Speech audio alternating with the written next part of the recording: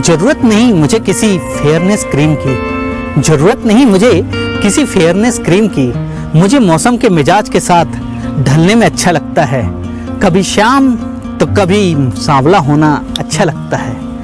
किसी के रंग रूप को निशाना बनाते हुए चिढ़ाना बचपन की सामान्य गतिविधि हो सकती है, लेकिन ऐसे नतीजे कभी निकलते होंगे जैसा कि आज की मेरी इस स्टोरी में है। नमस्कार दोस्तों, स्वागत है आप सभी का सरमाश शोकेस में। सरमाश शोकेस, जहां पे आप सुनते हैं मोटिवेशनल और इंस्पिरेशनल कहानियां, साथ ही मेडिकल में स्वास्थ्य परिचर्चाएं। आज की कहानी कालू।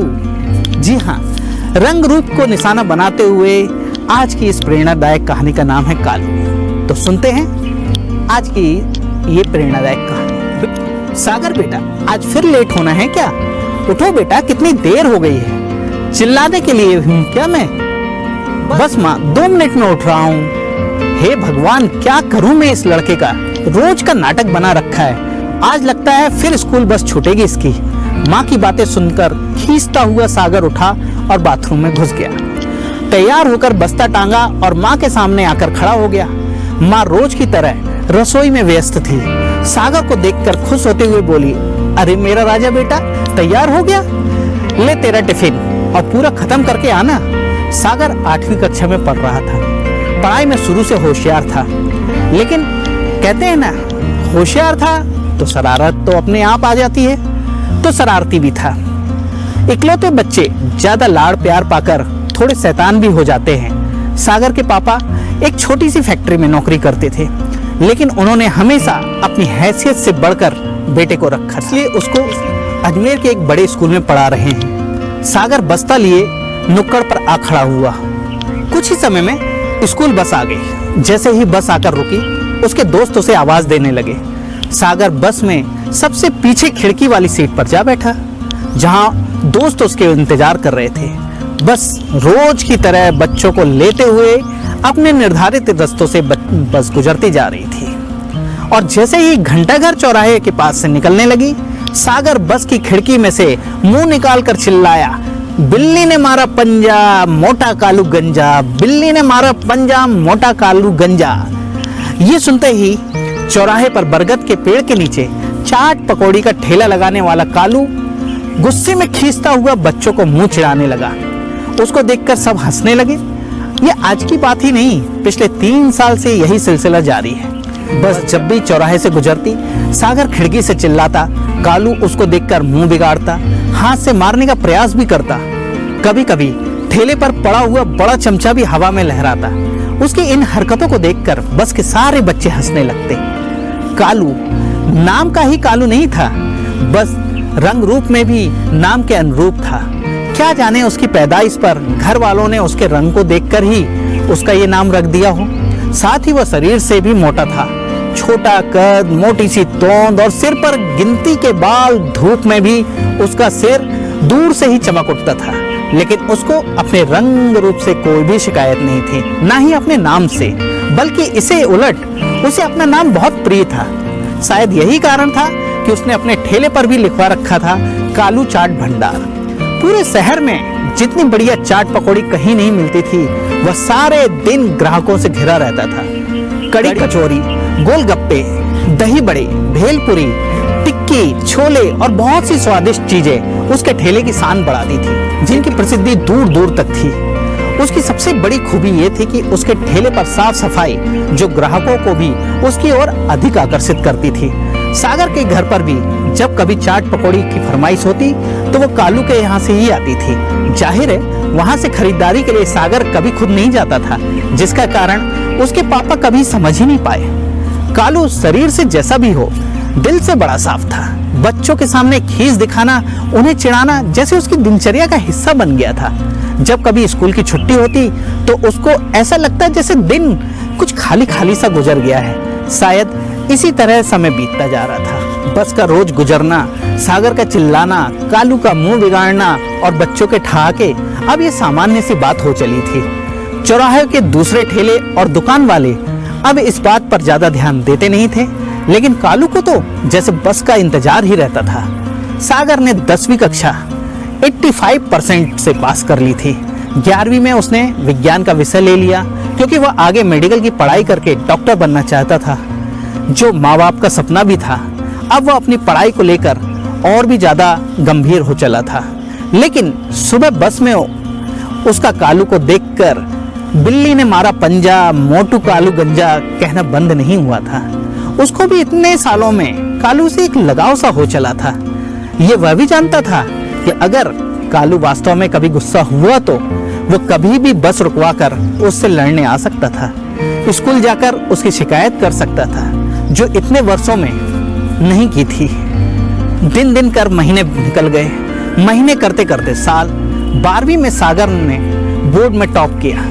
पापा के एक दोस्त के सुझाने पर सभी ने ये निर्णय लिया कि सागर को मेडिकल प्रवेश की कोचिंग के लिए कोटा जाना पड़ेगा।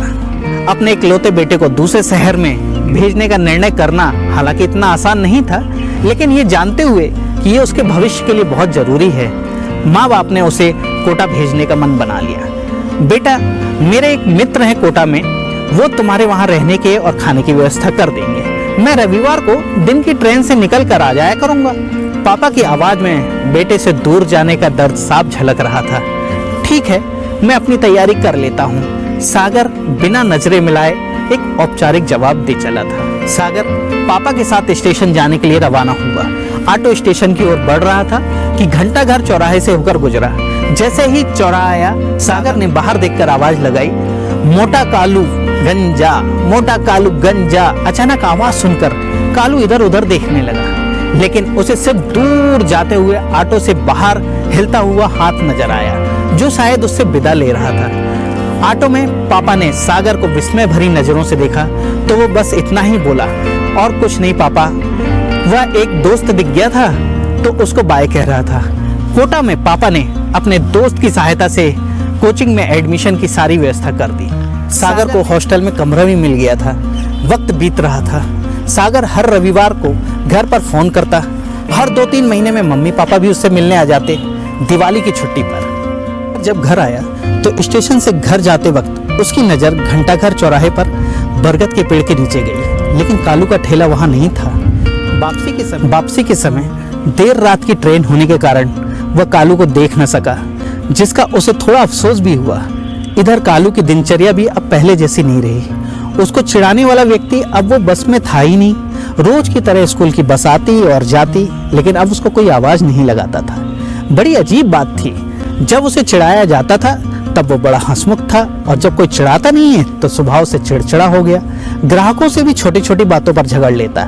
उसका धंधा भी अब पहले जैसा नहीं रहा। किसी को भी उसके व्यवहार का जो बदला हुआ था कारण मालूम नहीं था। समय भी अपनी गति से बीत रहा था। उधर सागर की कोचिंग भी पूरी हो गई, प्रवेश परीक्षा भी हुई। जैसी सबको आशा थी, उसने जयपुर के एक अच्छे मेडिकल कॉलेज में अपनी जगह पक्की कर ली थी। एक बार फिर देर रात की ट्रेन से सागर अपने घर आया। आज घर पर रिश्तेदारों और दोस्तों के बधाई देने का सिलसिला दिन भर चलता रहा। अगले दिन सागर ने पापा से कालू की कड़ी कचौरी का फरमाइश की तो घर वालों को बड़ा आश्चर्य हुआ, और यह आश्चर्य तब और बढ़ गया जब उसने खुद पापा के साथ जाकर लाने की इच्छा जताई। स्कूटर के पीछे बैठकर सागर पहुंच गया घंटाघर। इधर दूर से कालू के ठेले पर नजर गई तो वो अपने काम में कुछ बेमन से लगा हुआ जान पड़ रहा था। जैसे ही स्कूटर ठेले के पास पहुंचा, सागर की आवाज में बिल्ली ने मारा पंजा। कालू सुनते ही जोर से चिल्लाया, मोटा कालू गंजा। वो सागर को अचानक सामने देखकर रोमांचित हो उठा। सागर पहले कुछ संकोच में था कि आज कालू पक्का उसको मारेगा, पीटेगा या कुछ भला बुरा कहेगा, और वह सब उसके लिए तैयार भी था।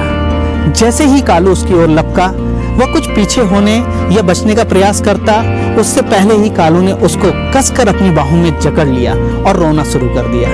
पापा और आसपास के लोग कुछ समझ ही नहीं पा रहे थे कि क्या हो रहा है।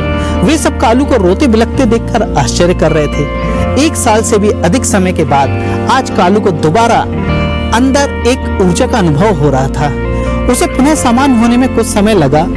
फिर उसने सागर से हालचाल पूछा, इतने दिन दूर रहने का कारण जाना और उसको सफलता की बधाई दी। फिर खाने की बहुत सारी चीजें तैयार करके एक थैले में सागर के पापा को पकड़ा दी, जो जो अब तक वहां खड़े हुए थे, मानो कृष्ण और सुदामा के मिलन का दृश्य देख रहे थे। पापा के बहुत आग्रह करने पर भी कालू ने पैसे नहीं लिए। कालू से सागर के इस आश्वासन के बाद विदा ली कि जब कभी शहर आएगा तो मिलने जरूर आएगा। 3 दिन जयपुर जाने की तैयारी में बीत गए। माँ बाप से विदा लेकर सागर ऑटो में बैठकर स्टेशन की ओर रवाना हुआ। अब अपने पहले से ज्यादा परिपक्व महसूस कर रहा था। माँ बाप भी कुछ अधिक आश्वस्त हो चले थे।